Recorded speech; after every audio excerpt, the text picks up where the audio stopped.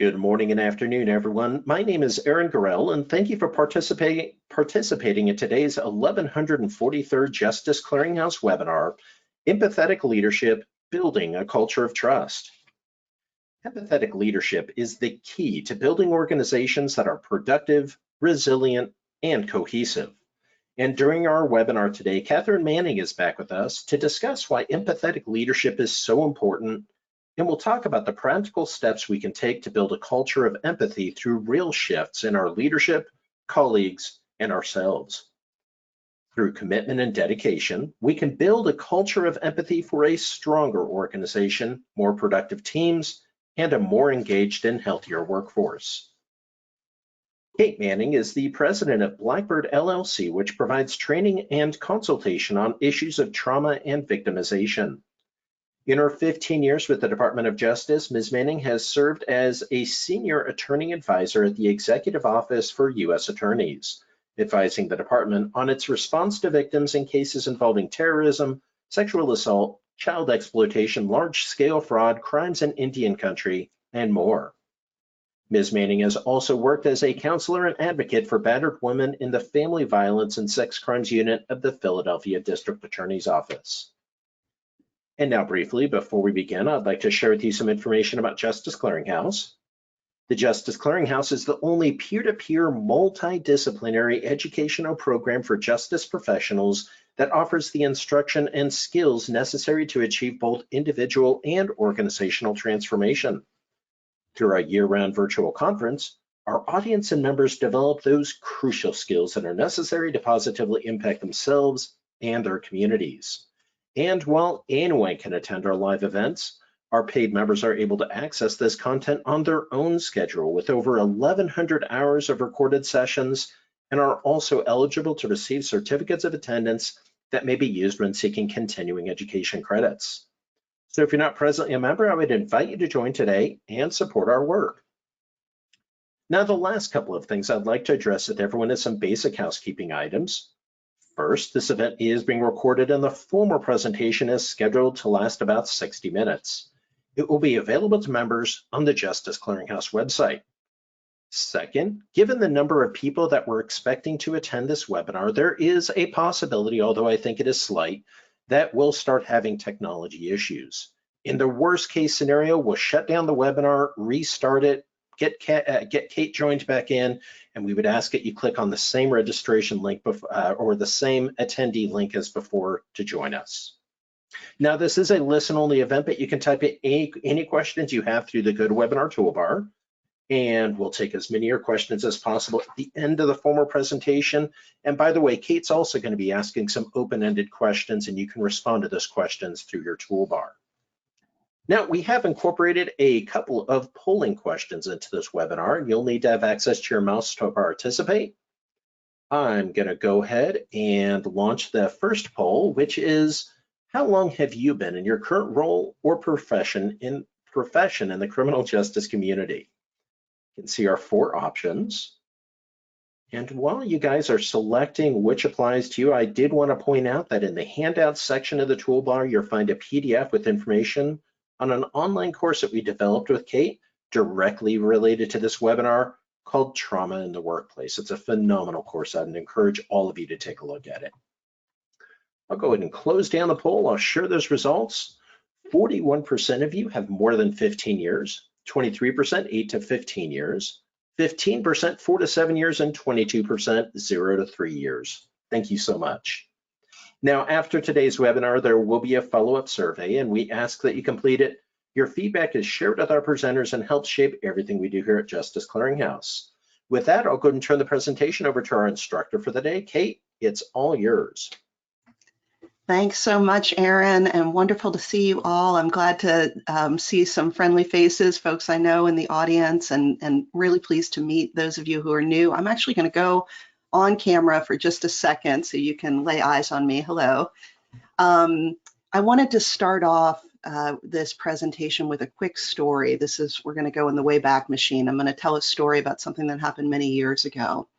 In December of 1985, 248 members of the 101st Airborne Division boarded a military transport plane in Gander, Newfoundland. That plane crashed shortly after takeoff, and everyone on board perished in that crash. The military, after the crash, the military commissioned an investigation and report. And what they wanted to know was what factors led to better or worse outcomes among the affected units in terms of mission readiness and unit cohesion. And after that full investigation and report were issued, what they ultimately came up with was there was one factor that really was the most crucial in terms of both of those factors, unit cohesion and mission readiness. And that factor was leadership. Specifically, leaders who were able to show compassion and care toward those who were affected by this horrible tragedy, who were able to lead in a way that inspired hope, and crucially, who were able to model healthy responses to horrific events.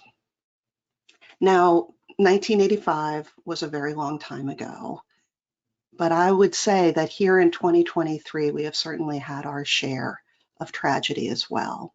We've faced everything from COVID to George Floyd to anti-Asian hate, Uvalde, Buffalo, political upheaval, economic uncertainty, and on and on and on. The way that we support each other through these times is going to have a long-lasting impact, not just on individual employees and our relationships with them, but on our ability to succeed as an organization as a whole. So what I'm going to do in this presentation is share with you my best advice on how to lead with empathy, because what we're seeing again and again is that's really the difference. Leaders who are able to show empathy through hard times are the ones that are going to inspire loyalty. They are going to get more engagement and creativity. They're going to have more success on pretty much every outcome. So I'm going to turn off my camera now and just focus on the slides for a second here.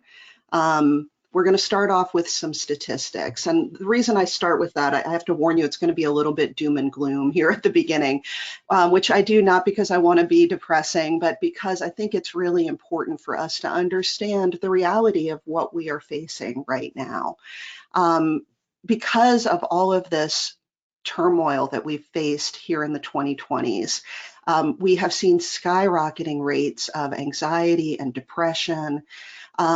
All of those issues are affecting us for sure individually in our homes, but they're also affecting us at work. And so what I wanted to share with you is first is just a few statistics on how these issues are showing up at work. And I'm not going to read this all to you, but what I would love is if you could just take a second, read through these statistics and drop in the chat if any of these stands out to you, if it's something that you find surprising, for instance, or something that you find not at all surprising that really resonates with you.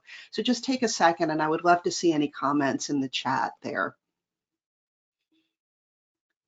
And I should say, I know a number of people are saying hello and chiming in the questions, the questions portion. Try to include your chat, those kinds of responses in the chat so that we can preserve the questions for me to answer at the end. I'm going to save about 15 minutes at the end there to answer questions. So yeah, I'm seeing people saying 100% accurate, absolutely emotionally detached. Thank you. Thank you all for chiming in there. Absolutely. Thanks. Yeah, not surprised. I know, I think a lot of these are statistics where we think, you know, maybe I didn't know that number, but yep, that sounds exactly right. I will say a couple of them that stand out for me. First, in that third bullet point down where it starts off saying 50% of US workers are feeling stressed every day. The part that really stands out to me is actually that last part, 18% are angry at work every single day. Isn't that awful to think about, that people are feeling angry every single day? You know, I work here in my home office. I'm not going into an office every day, but I'm certainly seeing that anger all around me. I see it at the grocery store. I see it in traffic. I see it, sometimes even up at the kids' school. I'm guessing that probably you all are seeing a lot of anger too. I did a training last year for some California state employees who investigate complaints of bias and harassment in employment. And they said that they were seeing levels of anger like they had never seen before. One woman said to me, I've been doing this job for 20 years and had never received a death threat. And in the last year, I've received 3. So I'm curious if you all are also seeing that more anger right now than you've seen in the past. I feel like there's something that's happening right now, like people were kind of holding it together through the pandemic. If you remember, right, when in 2020, when things first started shutting down, there was this sense of just hang on, we just have to get through these next few months and then everything will go back to normal. And then it got pushed out a few more months and a few more months and a few more months. And I think what happened is people are just so worn down by that it's like we have nothing left to give. And so tempers are really, really short right now. The other one of these statistics that stands out to me is this final one. And this one I actually find in some ways almost hopeful. So where it says that 1 in 5 workers were planning to quit in 2022 and that more than 2/3 say they're seeking more fulfillment at work. I actually think that maybe that's a good thing. Because what that says to me is perhaps through this time period that has been so difficult, maybe we've had some epiphanies, some awakenings, some real aha moments about what we are willing to put up with at work, what our priorities are, what really matters to us. I think that we have seen a lot of people shifting jobs. But the thing that is particularly, I think, positive about this is the fact that you all are here to learn about empathetic leadership. And look at this, more than 2/3 said they're seeking more fulfillment at work. If we can get good at this, if we can be the type of leaders that people want, that people feel like actually care about them as human beings, not just for what they can produce this week, we have the ability to shift the culture of our organization, our team, so that they're the type of teams that not only keep people there, that people don't want to leave, but also attract new people. So I'm hopeful that maybe through this shift, through this focus on empathetic leadership, we can start to build new types of organizations. And my friends, I've got to say, there is perhaps nowhere where that is more important than in some of the fields where you all work. So I'm just going to share again a few statistics and statements that I've been hearing. And again, I would love to hear in the chat if these are things that resonate for you. Is this in line with what you're seeing and hearing? Maybe in line with what you're feeling? This last one was from the FOP president, Patrick Yo, saying, I want to signal a crisis. And what he meant was in terms of turnover in law enforcement. And, that's where we started as well, was 44% increase in retirements, 18% increase in resignations. Is that what you're seeing as well? You seeing that kind of turnover? Yeah, I'm saying, yeah, absolutely.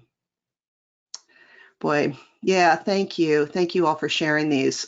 So if you want more on this, gosh, so many great comments here. Thank you all for participating. If you want more on this, if you see down at the bottom, you will see my citations for those. So if you want to take a look at any of those, and on this, I don't want to go all the way back through, but the previous one was from the Gallup 2022 State of the Workplace poll. So that these were statistics from just last year. All right, so I think this is one of the things we have to recognize is we are in a difficult time in the world, but in particular in a difficult time in our field. And one of the things that I think we have to reckon with is exemplified by this quote. I'm going to give you a second to read it.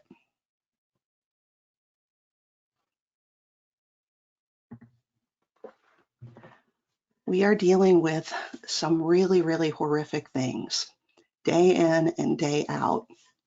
You know, I was at the Justice Department for about 15 years, the US Justice Department, and I worked on victim issues there. And some of the stories that I heard, I mean, I still carry them with me today. I remember one day I opened up my email and I burst into tears. You know, the statement, it was a fact scenario in the email. Somebody was asking for advice. How do I handle this? And it was so awful that I started to cry sitting there at my desk. I'm betting that a lot of you have similar stories and have faced similar issues. And this is where the role of leadership becomes so important, because where we are asking people to deal with these kinds of issues day in and day out, if we are not supporting them in their work with people who are going through some of the most horrific life circumstances we can imagine, they are never going to be able to perform in the way that they need to do a good job, and they're certainly not going to be able to continue doing it over the long term. So just a few more statistics here, and then I promise I'll stop with them. So these are particularly on empathy and why empathy matters so much. So these statistics are interesting to me. They're not actually from a criminal justice or law enforcement kind of background. They're actually from just business, you know, general leadership. So I would imagine that actually it's even more important in our field than it is in, you know, general kind of business workplaces. But what they found is that empathy in leadership is actually by far the most important leadership trait on every kind of measure that they looked at in terms of output, creativity, engagement, people being loyal to the leader. For every single one, empathy was the factor that made the biggest difference. 80% of their employees said they'd be willing to leave their job if they found a more empathetic employer, and 57% would take a pay cut to do so. The ones here from the third and fourth bullet, this is a study that just came out this week, that managers have more of an impact on our mental health than doctors or even therapists, as much as our spouses or partners. It's a lot, right? That's quite a lot to be holding on to. And when we have empathetic leaders, we are more connected to each other, we're more creative, and we're more loyal. Turnover is much lower when we feel like our leader is empathetic. So we've been talking a lot here about what is empathetic leadership, but I want to give just a second to really define this term. And what I would love for just a second, I want you to think of somebody that you believe is an empathetic leader. And it could be a boss that you've had, maybe somebody who is a supervisor to you now or was in the past. It could be maybe a family member, maybe somebody in your community. It could be somebody in your faith community. Think about somebody that you would consider to be an empathetic leader. And then what I would love is to see in the chat, could you list a characteristic of that person? Just describe them in some way. Okay, like give an adjective to what that person is like. I'll give a few minutes for that. Humility, great, thank you, Lori. Present, perfect. Engaged, listener, love that. Unbiased, I love that, Dr. Evelyn.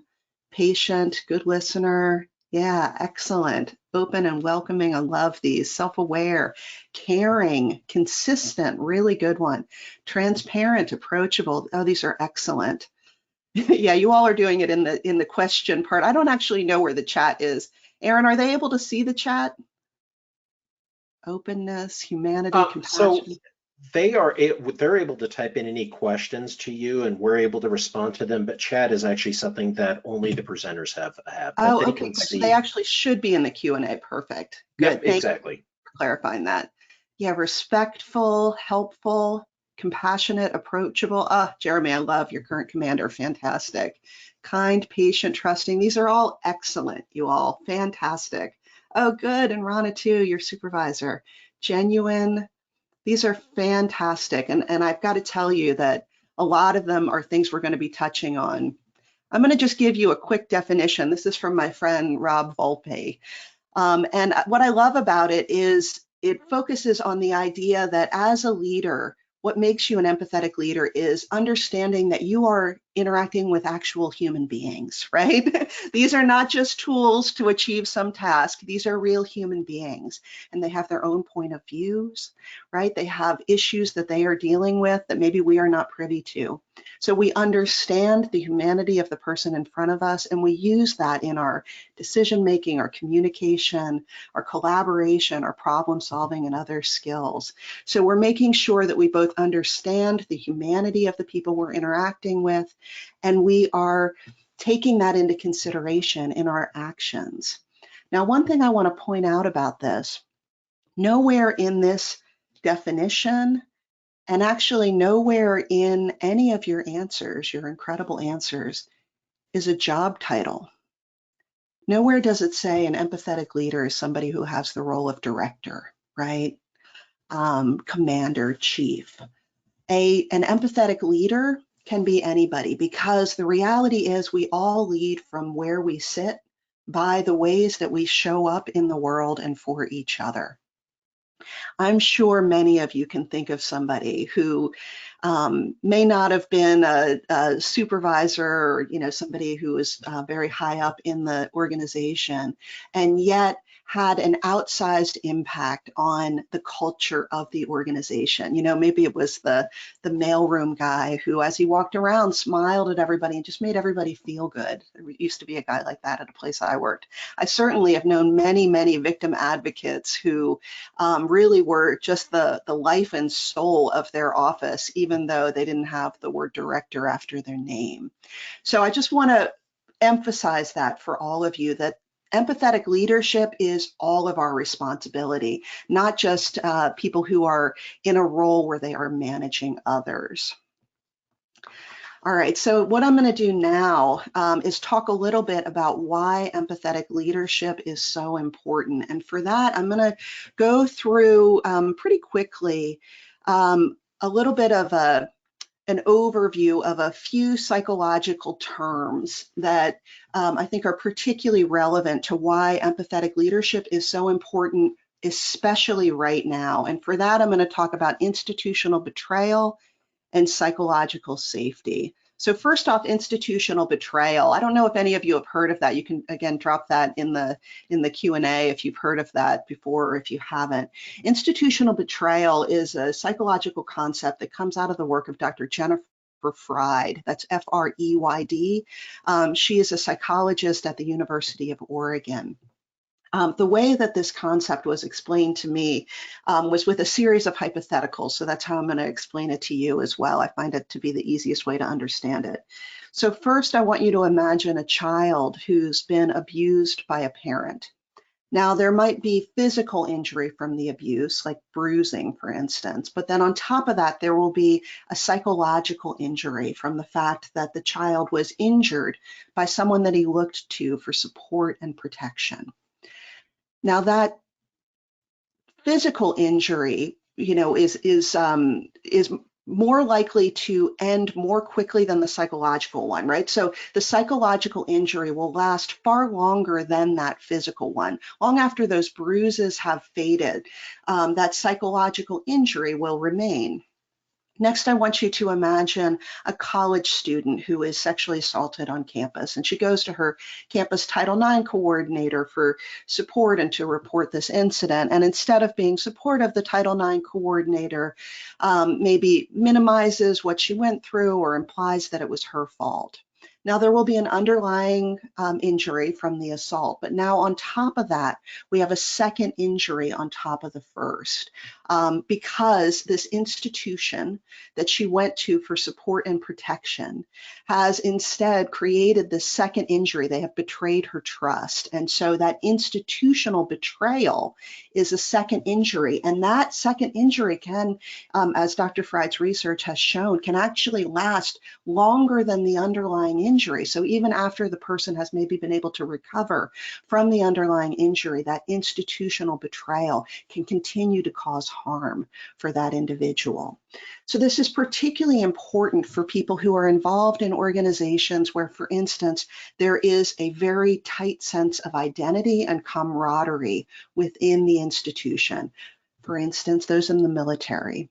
So Dr. Fried has also studied what happens in the military with respect to sexual assault. And she has found when they've looked at women who were sexually assaulted at about the same age, some of whom were current members of the military and some of whom were veterans, they found that the negative effects of the sexual assault lasted longer for the people who were currently members of the service. So people who had already separated from service were able to recover more quickly. Isn't that amazing? Same age, and both of them had a history with the military, but those who were currently serving had worse effects. And the conclusion was that it was because there was this sense of, I am part of this larger institution that is supposed to protect me, and it failed to. I've got to say, I think this is also important for those who are working for the government, whether you're working for a state government, a county, city government, or the federal government. When you think about your interactions with members of the public, for instance, if somebody comes to you and reports a crime, they have that underlying injury of the crime, and they are looking to you for support and protection. If they feel that you are failing to protect them, right, that creates the potential for institutional betrayal. Now, one caveat to that, I want to just be clear, institutional betrayal doesn't mean you've never done, we have to do everything that the person wants. Institutional betrayal comes to how you are treated in that interaction.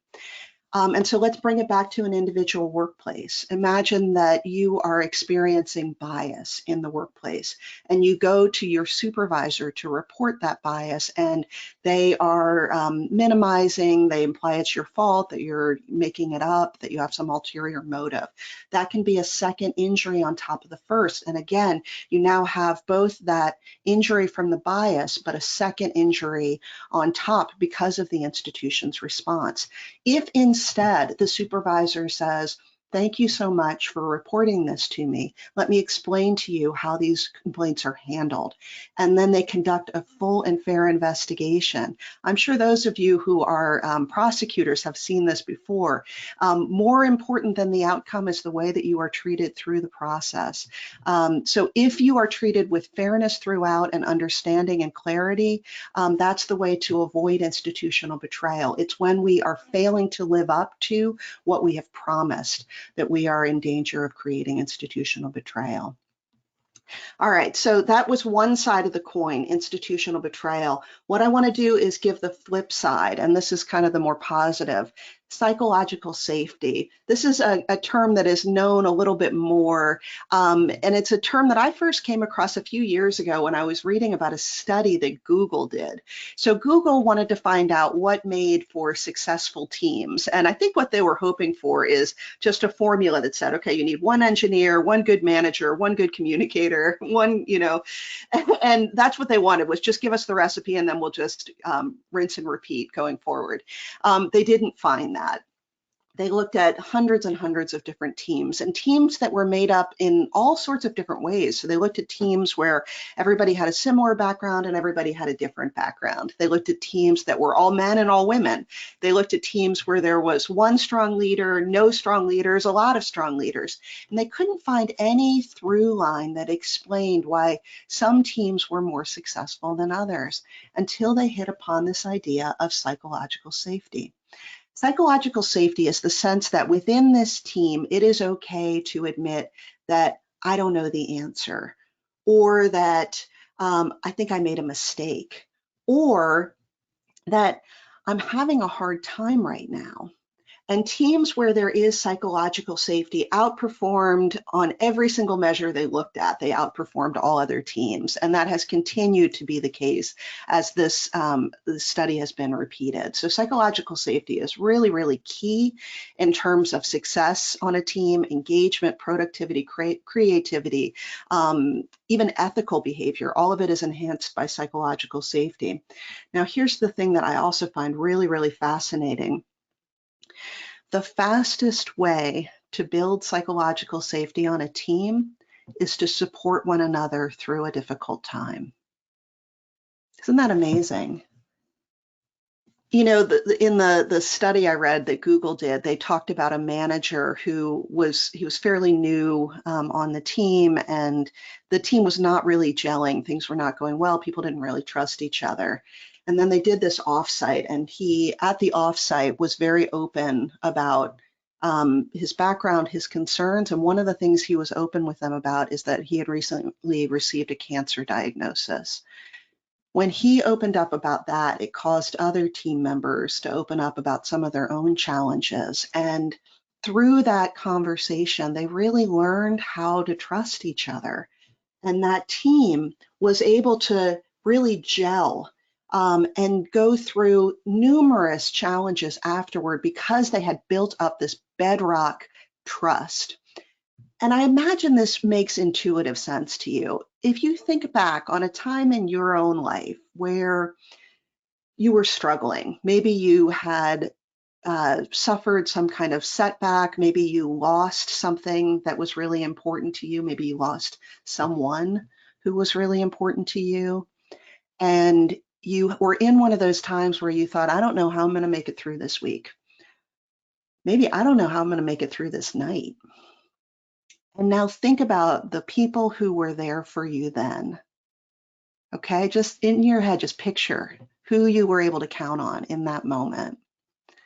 I am willing to bet that even if you haven't heard from that person in a decade, if they texted you right now, you would pick up the phone and call them and say, how can I help you? Because the reality is when we are supported through our hard times, we want to support others as well. And that is the key here, right? When we talk about empathetic leadership, what I'm talking about is showing up for people in their hard times, because that is what builds that strong bedrock of trust that is going to see you through this hard time and all the other hard times that unfortunately we know are coming down the pike. All right, so I'm going to pause here. We're going to do a poll, because I want to just make sure that people are understanding these concepts. If you have any questions, please drop them in the chat. But also, I would love to hear just, is this resonating with you? Can you think about a time where you have experienced institutional betrayal or psychological safety? Wow. Kate, the poll is open. We've got about half the audience has already responded, so we'll give folks about another 10 seconds to respond. You probably won't be surprised by these results, but I know I am. Folks will give you about another 5 seconds so we can get back to Kate. All right, I'm going to go ahead and close the poll. I'll share the results. So Kate, 62% experienced both. Wow. 18% institutional, 12% psychological, and only 8% said neither. Wow. Yeah, that's amazing, huh? Incredible to think how much these concepts are clear to people, right? I feel like often when I've said the term institutional betrayal to people, they'll say, I've never heard of it, but I know exactly what you mean because I've lived it. And the same with psychological safety. And I imagine, I hope that a lot of you are in teams right now where there is psychological safety, and I hope that you are one of the ones helping to build that psychological safety. I'm going to go now and talk through this for the rest of our conversation is going to be very practical advice on how to be a more empathetic leader. I love takeaways. I love really quick, easy things to remember because I am very busy and I know you are too. So as I'm doing this, I'm going to be giving you just little tips like, hey, think about doing this. And so I would recommend as I'm going, have something to write some notes on because a lot of what I'm saying will be things that you think, oh, yeah, of course, I should definitely do that. But in a week, a month, 2 months, 6 months, it'll slip your mind. So write yourself a few notes and keep them somewhere just as a little reminder so that you can keep coming back to this because it is, as we've talked about, really, really important, especially right now.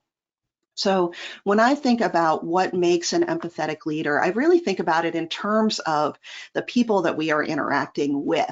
How are we being received? And to me, there's three main components. One is this sense of I I will be seen, I will be heard, I am valued as a human, and I call that acknowledgement, okay?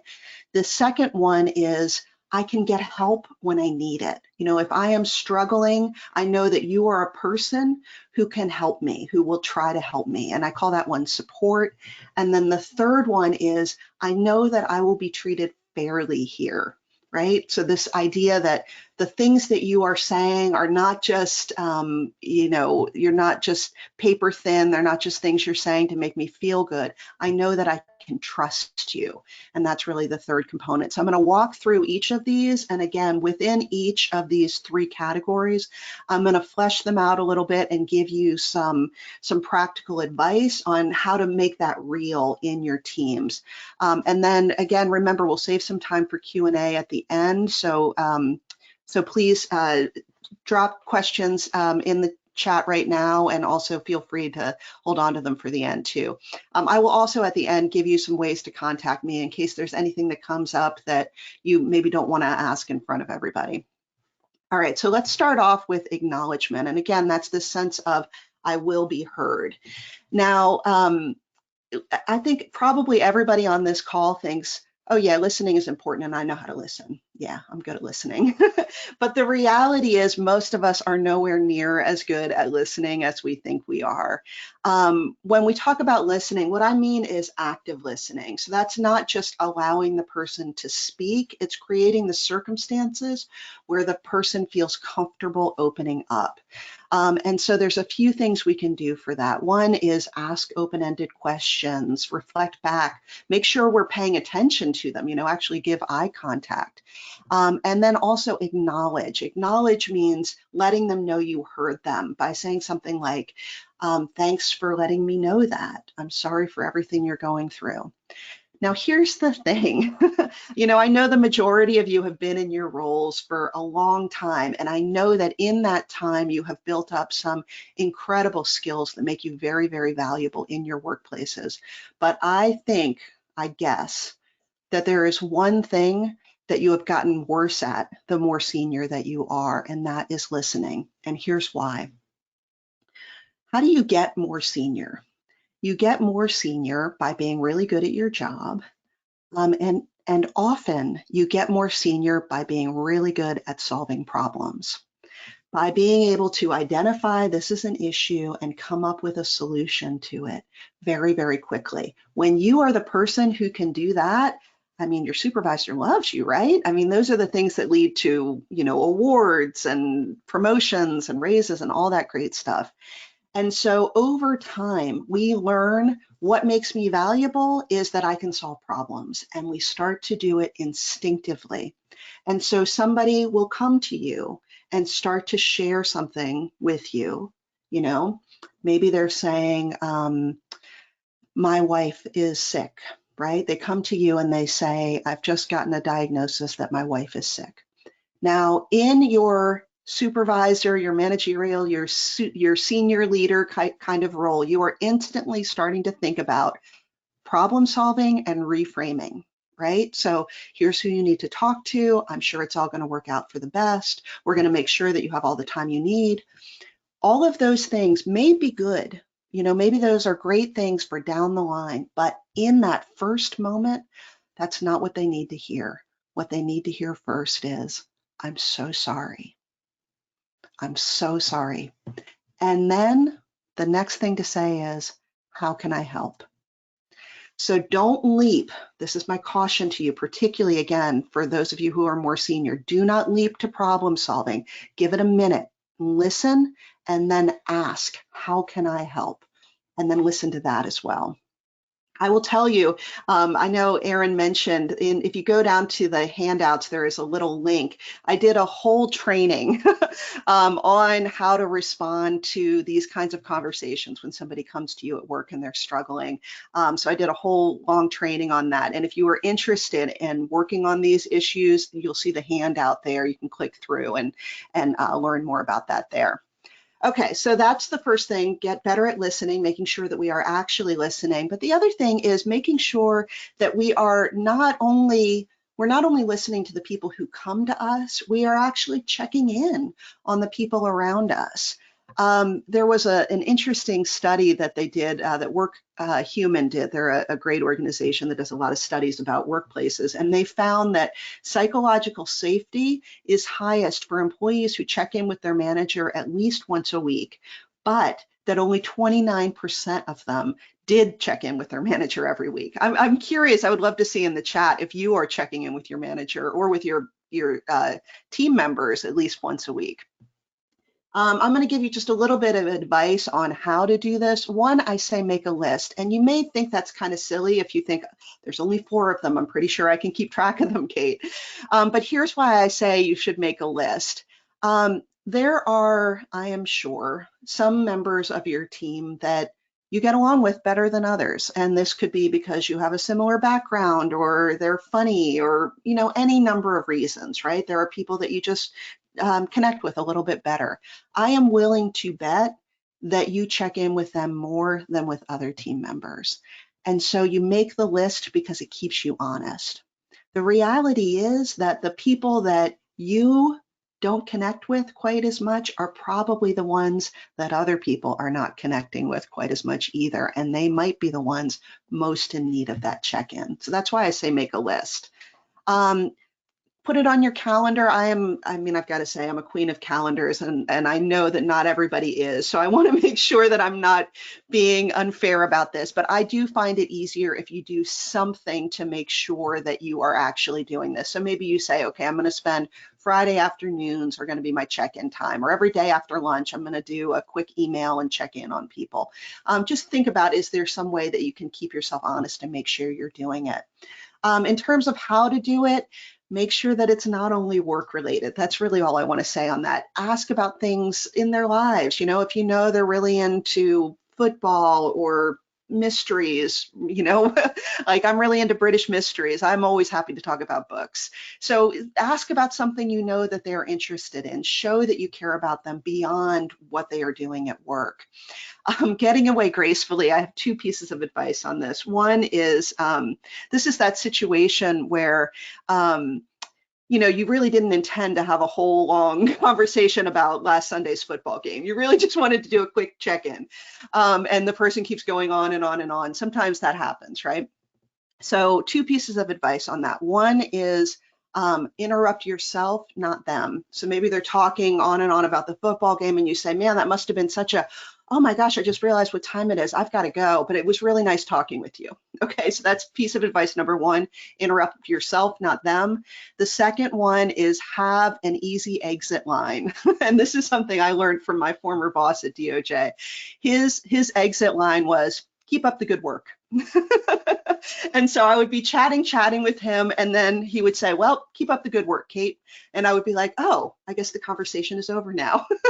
And I would leave, and I wasn't insulted by that. So see if you can come up with an easy exit line.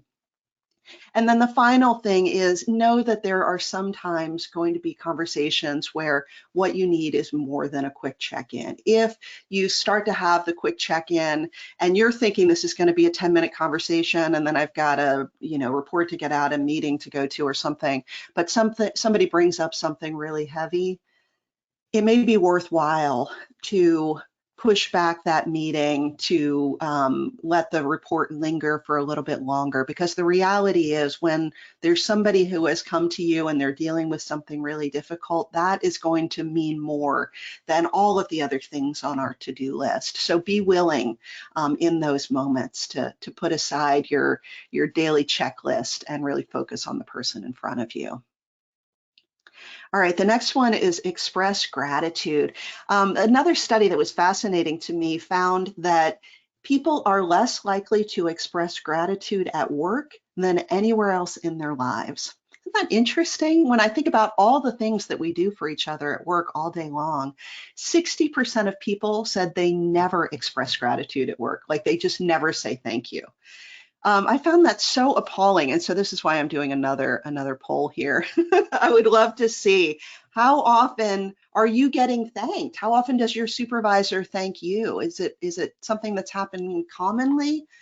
I would love to hear, but we don't have a poll. I'd love to hear how often you're thanking others too. Great question, Kate. We've got about half of the audience that have voted. We'll give this one about another 10 seconds or so, and then we'll share the results. I'm actually kind of pleasantly surprised by the results that I'm seeing here. Okay, I'm going to go ahead and close the poll. I'll share the results with everyone. 36% indicated at least once per week. 29% said at least once a month. 21% said a few times a year, and 14% said I can't remember the last time. Back to you. Excellent. Thank you, Aaron, and thank you all for that. I'm glad to hear the majority of you are receiving that thank you regularly. Think about it for your own actions as well. This is another thing that might be worthwhile, having a list or a calendar or something like that.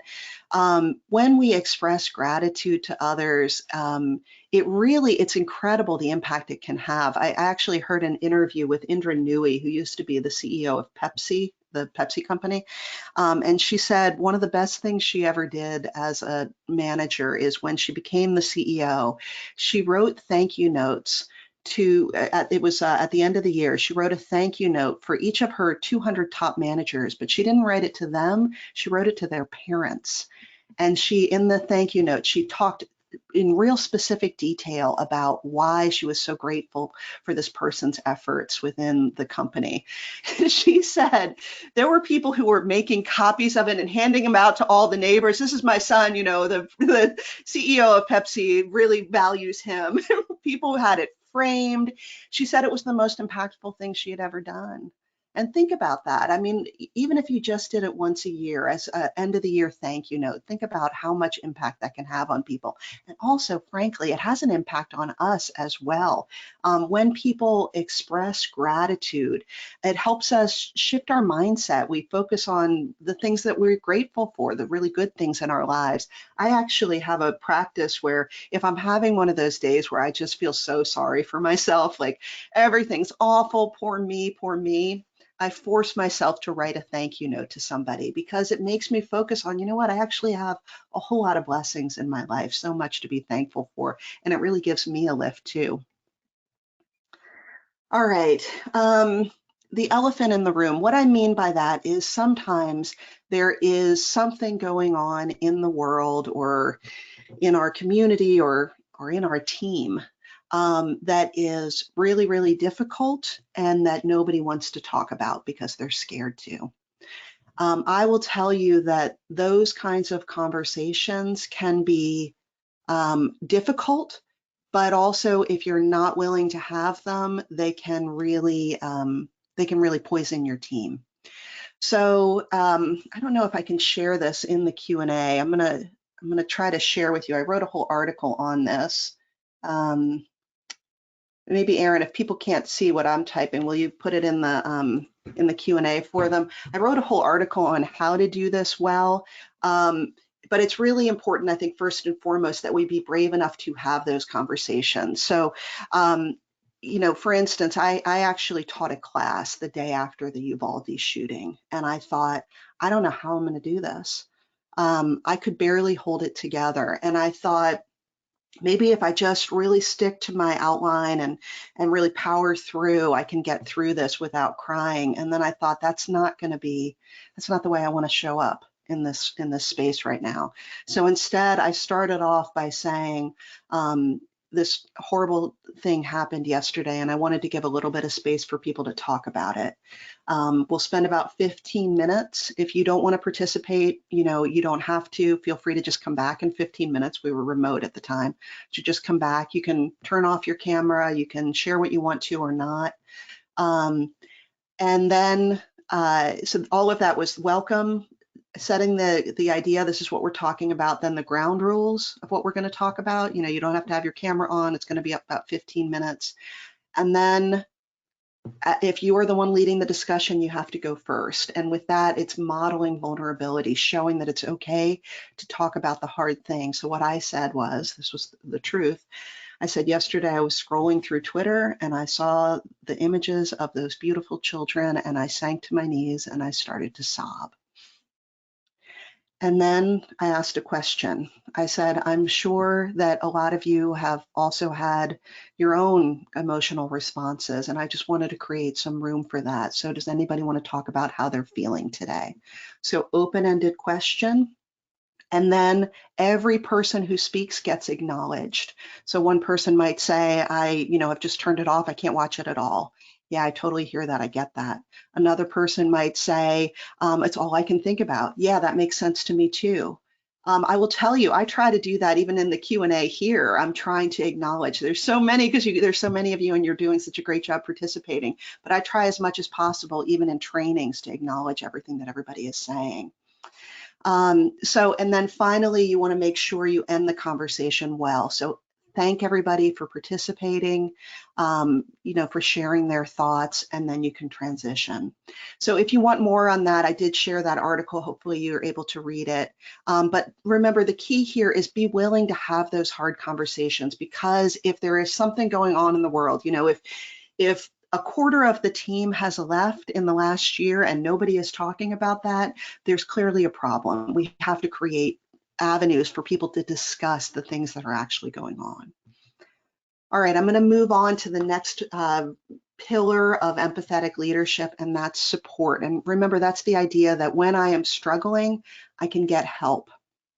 So some of that is actual tangible help. Like, do we have policies that are supportive of people? There have been some incredible new types of resources available, everything from miscarriage leave, I saw some organizations have, to mental health days, to culturally specific mental health resources and therapists, just some amazing things that are out there. So do what you can to either implement or advocate for supportive policies for people who are struggling. Make sure you're getting input from the people who might actually need them.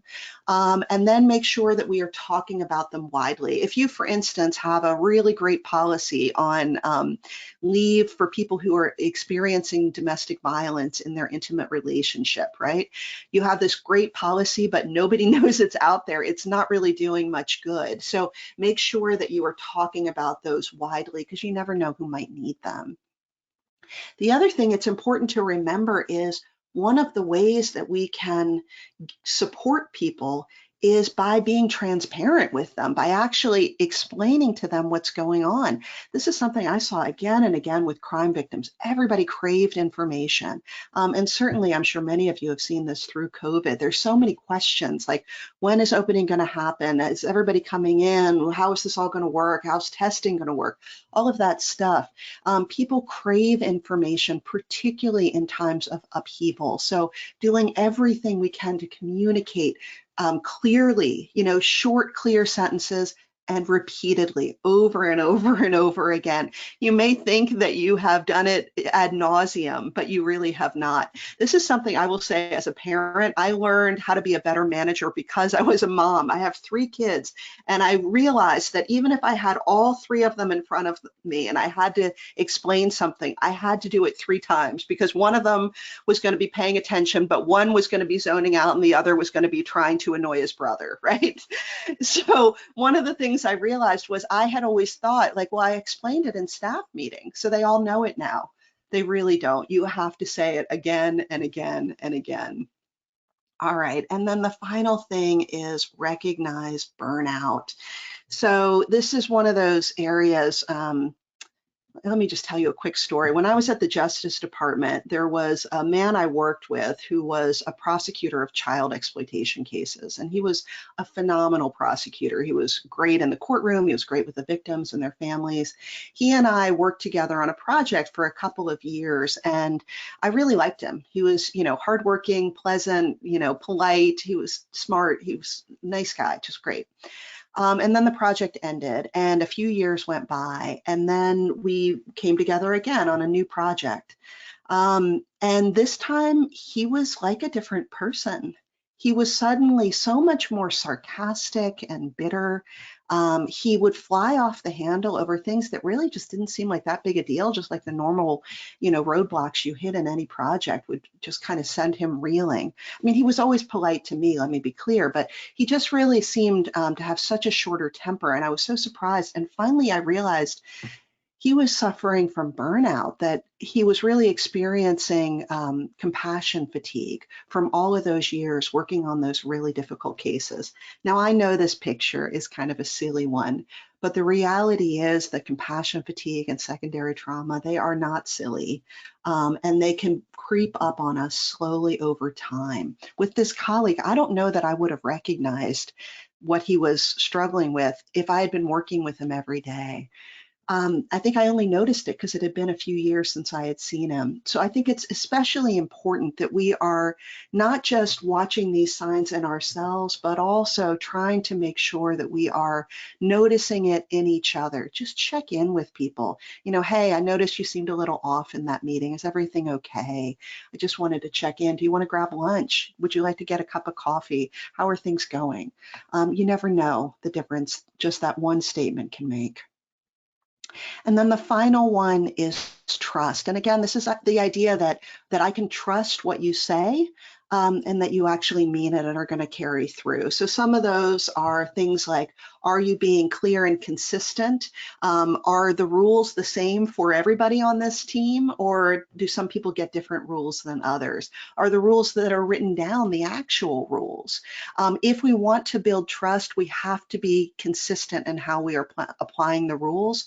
Within that, though, try to be as flexible as you can. So I know that can seem at odds with each other. So let me just give you a quick example. Say you are in an organization where you know that you have to have coverage in the office every day, but you don't need everybody in the office every day. So you come up with a schedule and you say, okay, everybody is allowed flexibility. You are allowed to pick the days of the week that you are in the office, but then we expect you there. You really do have to be there, and there's a consequence if you're not, for instance. So make sure that everybody understands the rules, you give as much flexibility as you can within them, and then you carry out those rules. You know, if you're not going to carry out the rules, they're really kind of meaningless, right? All right, learn. And what I mean by that is, you know, we all have our own background and experience that shapes who we are, and everybody on our team has their own background and experience that shapes who they are. We don't know everything about the people that we are interacting with. I don't know, for instance, where you grew up, what your family background was like, where you went to school, your religious background. I don't know very much really about all of the incredible things that go into who you are, but I'm willing to learn. And that's the key, is we have to demonstrate humility in our interactions with others. Don't assume that you know everything about the person that you're interacting with. Be willing to ask questions.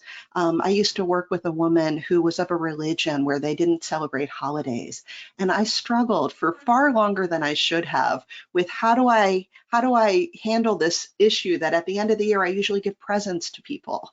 And I didn't know what to do. And finally, I went to her and I said, you know, I usually give presents out at the end of the year. How would you like me to handle that? And she said, well, if it's a Christmas present, I don't want that. But if it's an acknowledgement of all of my work over the year, well, that would certainly be welcome. And I thought, oh, well, that's not that hard. It was just, I had to be willing to ask the question. So that's what I would urge you to do as well. Just approach others with an understanding that you do not know their full experience and a desire to understand them.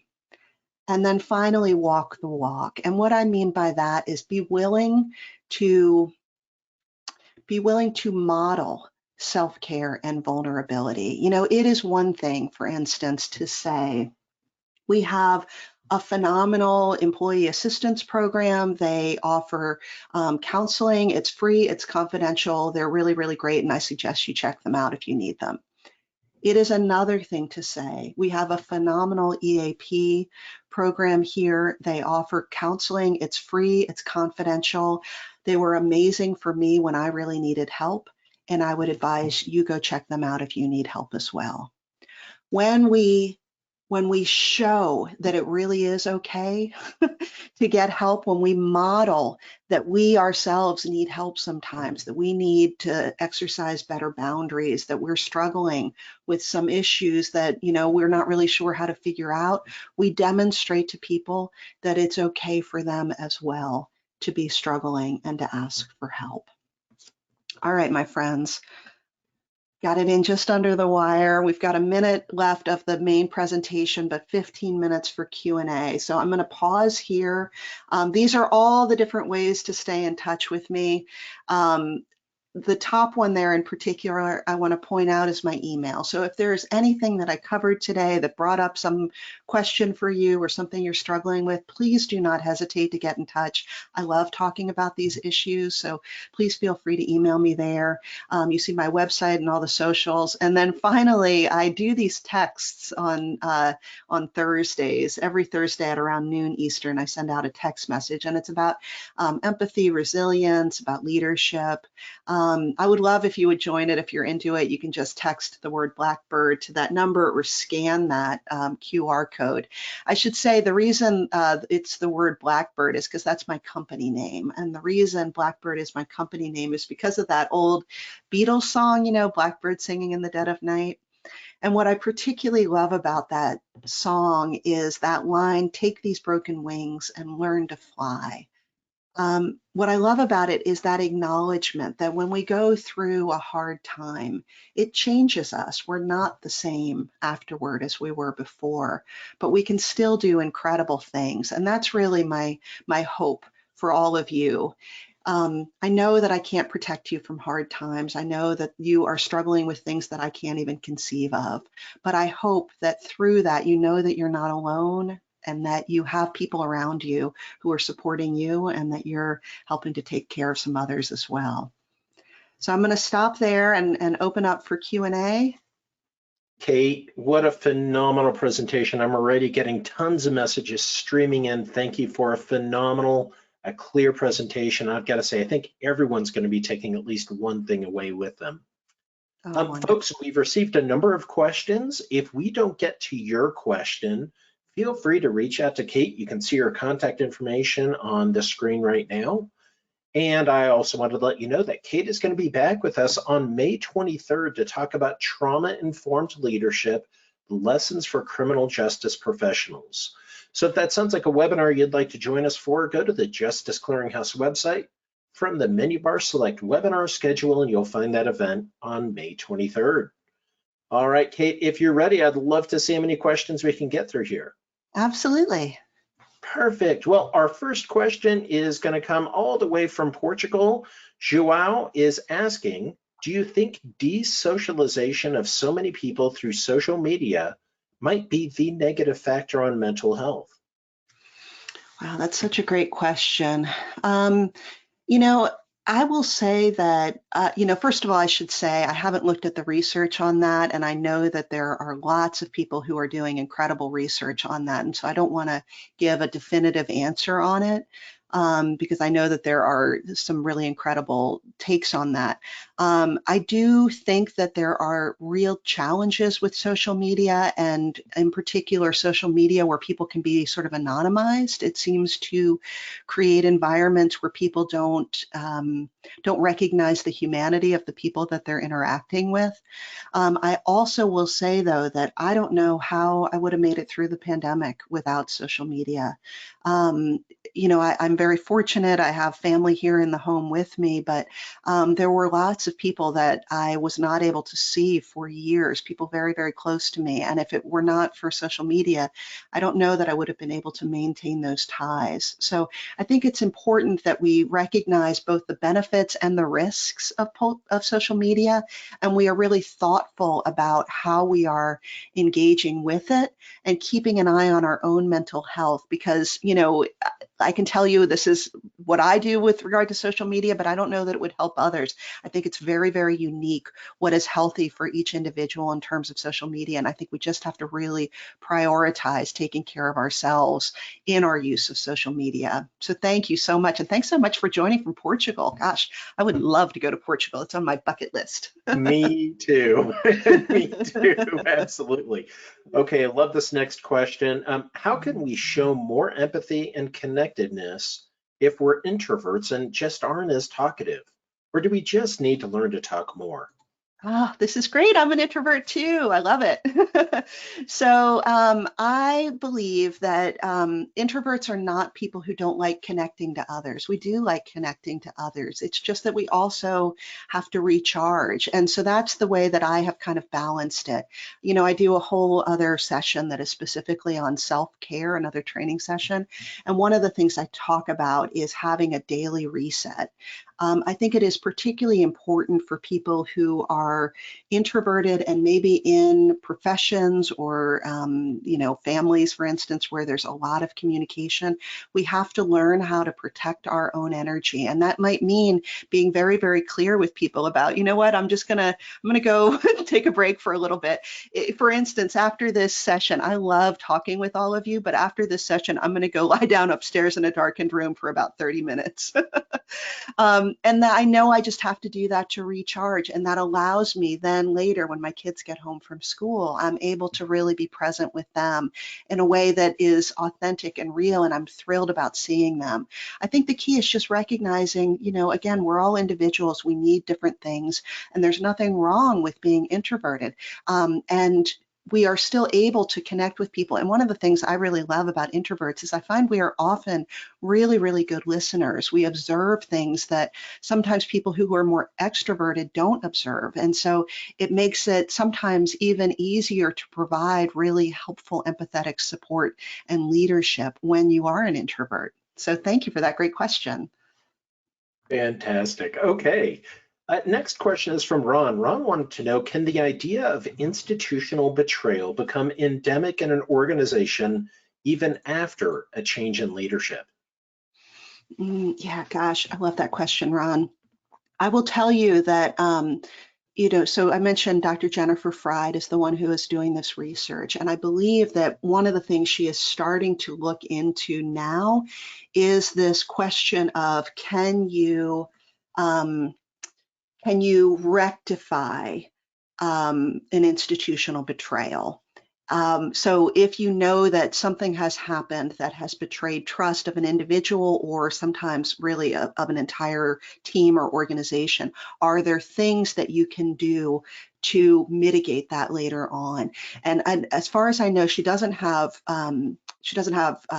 studies that show that, but she has been able to show anecdotally that there have been instances where institutional betrayal has been rectified. And in particular, a story that I heard was about a woman who was a student at the University of Oregon who was sexually assaulted by two members of the football team. And at the time she reported it, and the university leadership was very unsupportive, and I believe she ended up dropping out.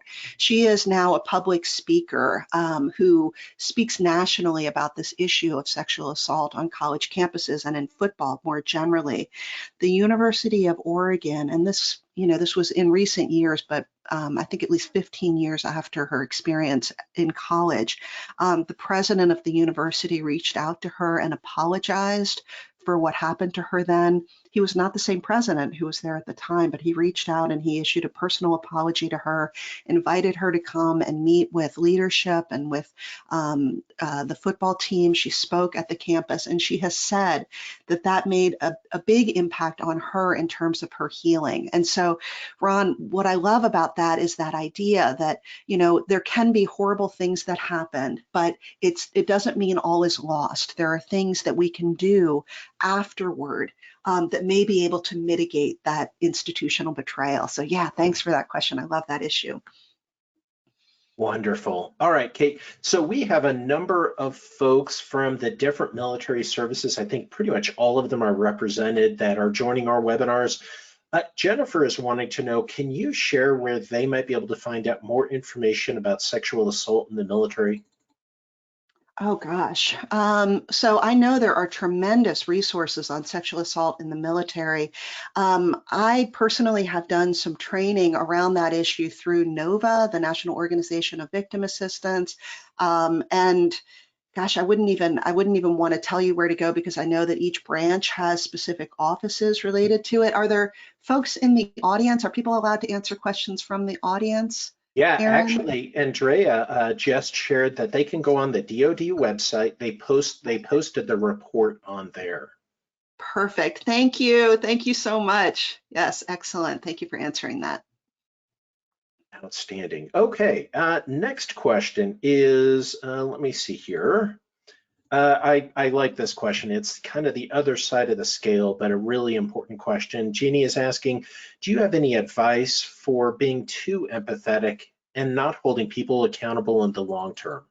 Yeah, I'm really, really glad you asked that. It's an issue that I see fairly often, actually. There was a woman I was speaking with for a little while. She's the head of a nonprofit organization that does phenomenal, really, really important work.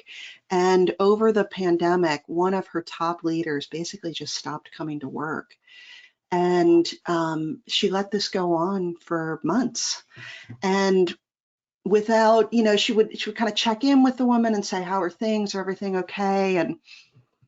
But nothing was changing. And I think her take was, well, I'm trying to be supportive of this person who's struggling, who's clearly struggling.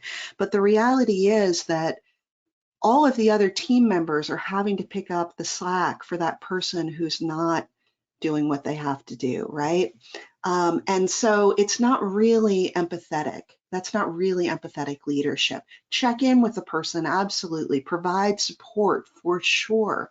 But if you are not holding people accountable for the tasks that you have said are required for this position and the ways of behaving that we have agreed, all of us, are appropriate for this workplace, if you're not willing to hold people accountable, then you're really not being fair or empathetic to everybody else in that organization, right?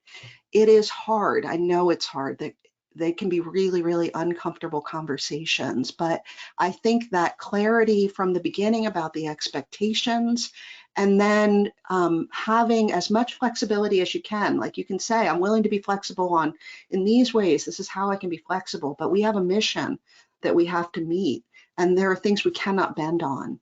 And for those, you have to be willing to enforce those rules and codes of behavior, or else really it is so toxic for your team. There were some really fascinating studies where they looked at team culture, and they found that teams tended to have the culture of the worst behaved member of the team. Isn't that awful? So they looked at business school students, and they put them in teams to do a task. And then they had one who was like an actor who came in, and that guy, he would come in late and he would like make fun of people. He would encourage them to cheat or to kind of like cut corners. And it was amazing how quickly he turned almost everybody else on the team to start to mimic his behaviors. So if we are not willing to call out the bad behavior, it is amazing how quickly the entire team, the entire organization can start to have that kind of toxic behavior. So it's really, really important that we are clear from the beginning about expectations, and that we're willing to hold people to them. Fantastic. Okay, I think we can get to one, maybe two more questions here. I'll try to be Next one is fast. from next one is, how can you create or influence psychological safety up your chain? I've tried hard to create it and keep it with my team, but I find that I don't have that same psychological safety, and it can be draining. Yeah, absolutely. So this is one of my favorite things, and this is where I feel like being a lawyer really helps me, because I've gotten very good at making the case. What I have found when it comes to convincing leadership that this stuff matters is you have to explain to them why it matters to them. And for them, usually it comes down to productivity, right? What they need to see is the bottom line. So how is this going to affect engagement, productivity, ethical behavior, the things that they know that they are going to be judged on. And honestly, my book, it starts with all these statistics that will just help you come in with, you kind of have to be armed from the beginning with like, hey, so one of the things I've noticed is that we are struggling in terms of psychological safety. Do you know what that is? And you can talk a little bit about the Google study. They love the Google study because all managers, think of Google as being like where they want to be, right?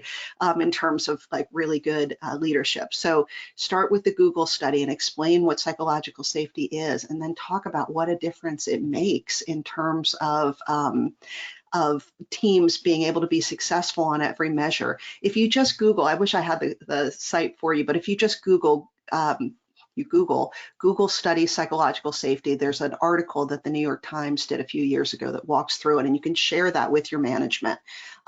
So give them the business case for it. This is how it's going to affect our successfulness, our longevity, trust in the organization, and then walk them through some of the things about how to do that. So you could say, for instance, did you know teams have the highest psychological safety where managers check in at least once a week?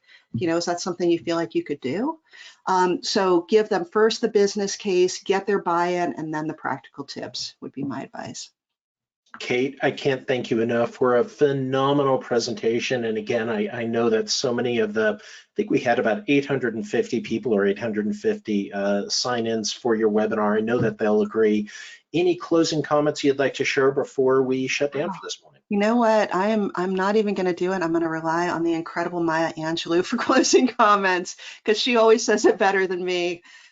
This is one of my favorite quotes, and one of the things I wanted to leave with you because of this idea. You know, we all of us, me especially, get caught up in the day-to-day of our tasks, our to-dos, all the things that we need to get done.